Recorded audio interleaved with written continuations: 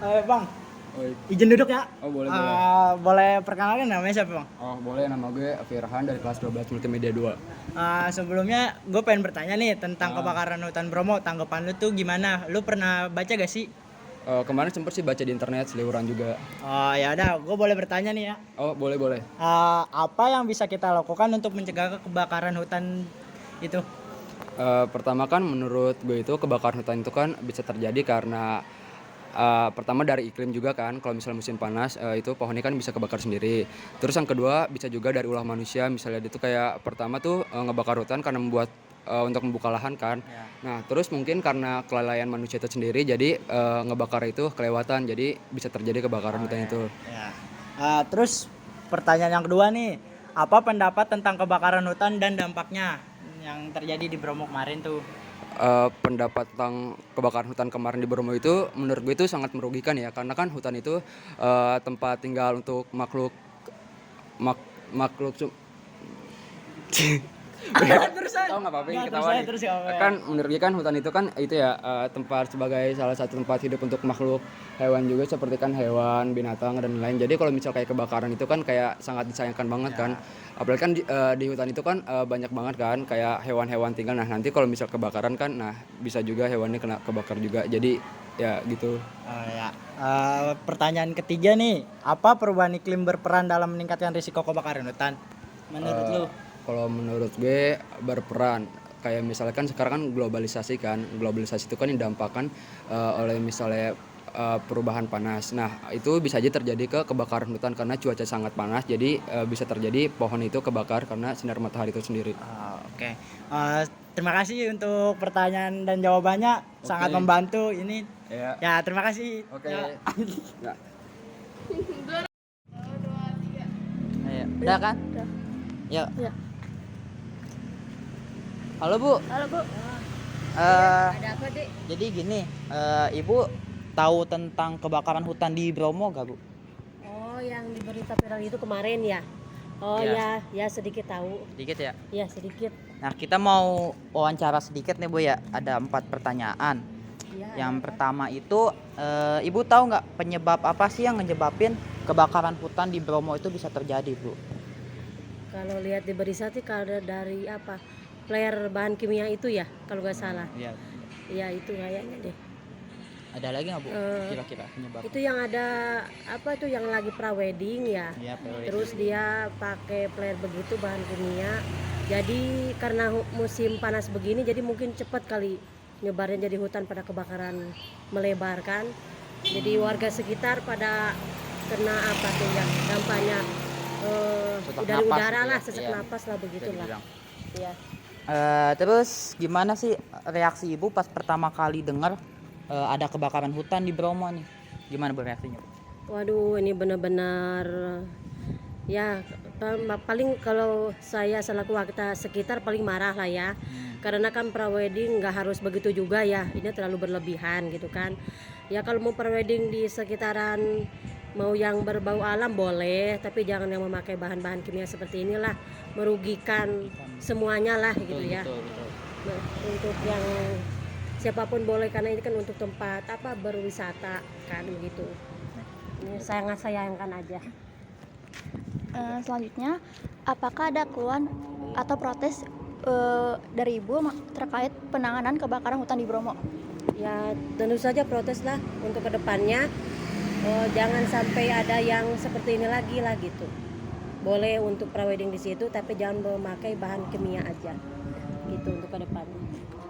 Selanjutnya, apakah ada cara untuk Ibu membantu mengurangi risiko kebakaran hutan di Bromo? Ya mungkin untuk apa semacam apa ya reboisasi kali ya, penanaman kembali hutan-hutan yang gundul ya, menanam Penghijauan pohon-pohon ya, penghijauan seperti itu ya untuk ke itunya. Ya Bu, terima kasih Bu. Terima kasih Bu Ya, waktunya Bu. sama-sama ya Dek. Ya. Ya semoga sukses ya. Iya. Ya, sekian wawancara sekian kita wawancara tentang kita tentang pihak masyarakat mengenai kebakaran hutan di Bromo. Udah lanjut ya. Halo Pak, selamat siang. Selamat siang. Selamat siang Pak. Ya. Dengan Bapak siapa Pak? Priyadi. Bapak Piadi. Di ini? Denny. Bapak Denny. Jadi gini Pak, kita mau melakukan wawancara nih Pak terkait dengan isu yang kemarin tuh Pak tentang kebakaran hutan di Bromo Pak. Jadi ada beberapa pertanyaan nih. Kan Bapak sebagai petugas pemadam kebakaran ya Pak. Nah kita mau nanyain sekitar beberapa pertanyaan nih yang udah kita rangkum buat tugas kita Pak, buat tugas editorial. Nah yang pertama itu gimana sih sistem pemantauan pas sebagai pemadam kebakaran buat tahu nih apa ada kebakaran di daerah sini atau daerah lain gitu Pak, kira-kira pemantauannya ini. Baik, ya kalau untuk pemantauan kebakaran karena selama ini kita di kota, kita di hutan, yang saya tahu bahwa untuk pemantauan kebakaran itu yang pasti kita adalah informasi dari masyarakat. Ataupun mungkin bisa juga terlihat asap juga dengan dibuatnya suatu menara untuk pantau gitu kan, yang namanya hutan itu kan luas gitu kan, mungkin dengan ketinggian tertentu bisa mantau karena indikasi dari suatu kebakaran itu adalah biasanya terlihat asap. Nah di situ kita bisa melihat indikasi adanya asap, berarti kita duga di situ adanya terjadi kebakaran gitu kan. Itu yang menggunakan secara tradisional, artinya dengan menggunakan visual, dengan menggunakan penglihatan kita gitu kan. Nanti di situ disiapkan petugas yang nanti akan piket jaga untuk memantau, melihat sekeliling, ya nanti bergiliran untuk piketnya diatur gitu sesuai dengan jamnya.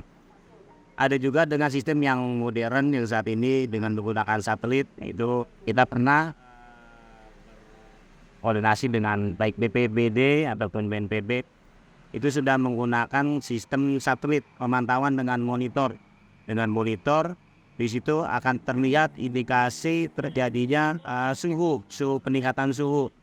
Itu kan suhu di luar suhu normal gitu kan.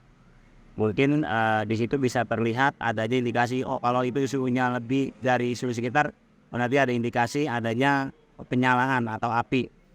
Di situ lah menjadi suatu pemantauan kita. Walaupun terkadang belum tentu juga itu suatu kebakaran, bisa jadi ada masyarakat yang sengaja sedang membakar atau mungkin di situ di dekat di hutan itu ada satu semacam api kecil lah yang menggunakan tembak api gitu lah. Tapi paling tidak dengan sistem modern itu lebih cepat kita tahunya gitu kan, dan titik koordinatnya pun langsung bisa kita ketahui dengan menggunakan tadi yang modern dengan satelit langsung seperti itu. Terus nih Pak, nah biasanya itu setelah kebakaran itu terjadi, apa sih upaya-upaya bisa dibilang kayak rehabilitasi atau restorasi yang dilakukan biasanya? Itu ada clear. Iya, untuk pasca kebakaran yang terjadi di Gunung Bromo itu ya, itu mungkin menurut saya itu ya biasanya kalau kita kebakaran di kota, biasanya bersama dengan kebakaran itu perlu kita yang namanya rekonstruksi atau membangun kembali, dan juga rehabilitasi, mungkin kalau di hutan rehabilitasi kembali. Nah seperti itu, misalkan di sana banyak pohon-pohonan yang rusak, banyak pohon-pohonan yang terbakar, yaitu kita melakukan penanaman kembali dengan bibit-bibit pohon yang baru seperti itu. Dan juga kalau misalkan di Jakarta itu rekonstruksi dan rehabilitasi, misalnya kebakaran di pemukiman warga, ya kita membangun kembali rumah yang pasca kebakaran tersebut, dan juga penduduk yang warga di situ kita berikan pengungsi, kita lakukan pengungsian terlebih dahulu. Dia ada pengungsian untuk kalau yang di Jakarta, kebakaran pasca kebakaran di Jakarta seperti itu. Jadi ada tempat pengungsian, nanti kita bangun kembali tempat kebakarannya, kita bangun rumahnya, kita bangun kembali itu sarana prasarananya kembali, baru setelah jadi baru kita balikin lagi si penghuni atau penduduk tersebut. Sama seperti mungkin di hutan, ya kurang lebih seperti itu. Setelah kita menanam kembali pohon yang ada di sana, pohon yang rusak berapa jumlahnya kita tanam kembali, dan seperti satwa yang ada di sana, ya satwanya banyak. Ya kita taruh juga, misalkan biasanya kan kebakaran itu kan bisa merusak dari mungkin hewan ular atau hewan burung, hewan apa, itu juga bisa melepasliarkan kembali hewan-hewan yang ada di sana agar ekosistem itu kembali seperti awal, seperti semua pulih kembali seperti itu. Dan selanjutnya nih Pak ya, bagaimana sih Pak ketika Bapak menghadapi situasi darurat gini Pak, dan tekanan yang saat berada di tengah kebakaran gitu, kayak misalkan ini lagi kebakaran nih di Bromo. Nah, cara Bapak buat menghadapinya tuh gimana? Biar misalkan ada rasa takut jadi hilang atau apa gitu. Apinya ketilang. Ya. Ya, ya memang kita sebagai petugas itu sudah terbiasa ya dengan kita menghadapi api yang besar gitu kan. Jadi cara kita untuk menghadapi rasa takut untuk menghadapi itu ya dengan kita terus menerus latihan. Jadi sebelum kita menjadi petugas itu kita ada namanya diklat basic atau diklat damkar tingkat 1. Nah di situ kita diajarkan terlebih dahulu nih cara menghadapi api di dalam gedung atau mungkin di luar gedung, menghadapi api besar, api kecil kita sudah bisa menghadapinya, dan kita diberitahu teknik-tekniknya seperti apa ketika terjadi kebakaran besar. Jadi kita tidak sembarangan atau tidak asal saja secara menghadapi. Kita butuh strategi, butuh teknik. Jadi kita pun untuk menghadapi rasa takut itu ya kita hilang dengan sendirinya, karena kita yakin bahwa kita sudah terlatih, bahwa kita sudah biasa menghadapi itu, dan ya kita yakin api itu bakalan padam seperti itu. Dan selanjutnya nih Pak, kira-kira alat yang bahaya yang nggak boleh digunain karena bisa menyebabkan api kebakaran lebih besar itu kira-kira apa ya Pak? Yang kayak gitu Pak, kayak alat-alat yang kalau kemarin kan ya kayak apa ya kayak flare tuh kan bisa lebih efeknya kan bisa lebih besar lah, walaupun itu benda kecil tuh yang rawan bisa kebakaran gitu. Iya, banyak sih benda-benda yang bisa menyebabkan kebakaran gitu kan. Kalau di kota mungkin kan seperti kelalaian manusia gitu kan, lagi memasak atau mungkin lagi listrik yang mungkin pom bensin mini yang memproduksi siaran itu juga bisa menyebabkan. Kalau mungkin di hutan itu bisa seperti yang terjadi kemarin di Bromo itu seperti flare. Ya. Nah itu memang kondisinya kan lagi musim kemarau panjang. Jadi ketika ada sedikit titik api atau ada flare itu dia jatuh kena hutan yang ada di sana, Bromo itu bisa dengan cepat langsung merambat mengenai hutan atau pohon-pohon yang sudah kering tersebut karena lagi musim kemarau beda gitu kan. Nah selain itu mungkin ada beberapa kasus seperti pendaki yang mereka sedang menaiki gunung, kebetulan juga ada savana atau mungkin rumput ilalang yang kering dan mereka memasak di situ. Itu kan bisa menggunakan api kan, entah itu korek api atau mungkin korek gas atau mungkin yang lainnya. Itu bisa juga menjadi sumber penyebab dari kebakaran hutan yang ada di sana gitu kan, di hutan lah. Mungkin dari penyebab lainnya itu ya dari mungkin kayak di Kalimantan, mungkin teman-teman tahu bisa lihat sendiri di TV. Ya. Itu karena memang dia dari cuaca yang ekstrim, cuaca panas yang ekstrim. Udah gitu di Kalimantan itu dia itu lahan gambut. Jadi di bawahnya itu mudah sekali terkena panas gitu kan. Dia karena apa ya, seperti batu bara. Jadi bahannya itu sudah ada sebenarnya di dalamnya itu. Di atas apalagi ada rumput-rumput ilalang atau mungkin pohon-pohon yang sudah kering. Ditambah musim kemarau panjang, jadi dengan panas matahari itu dengan sekian lama itu sudah cukup untuk membakar ilalang-ilalang atau hutan-hutan yang ada di situ gitu kan. Dan terjadilah pembakaran seperti itu. Banyak sumber-sumbernya lah seperti itu. Kemungkinan terjadinya kebakaran kita seperti Memang ada dari faktor manusia ada faktor alam ada juga, betul. Satu lagi nih Pak ya, Yes. apa pesan atau saran yang ingin Bapak sampaikan kepada masyarakat tentang pentingnya menjaga hutan dan mencegah kebakaran hutan?